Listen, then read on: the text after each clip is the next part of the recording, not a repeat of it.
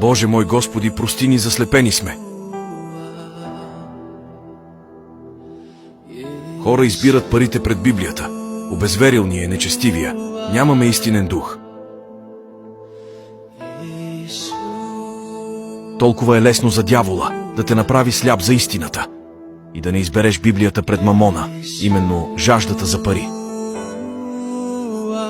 В името на Исус Христос отвори очите ни, Боже. Нека сме жадни за Теб. Премахни слепотата ни. Отвори очите ни.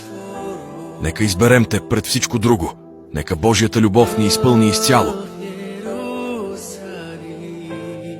Но и праведни има, амин. Има и хора, които знаят, че истината е само в Божието Слово.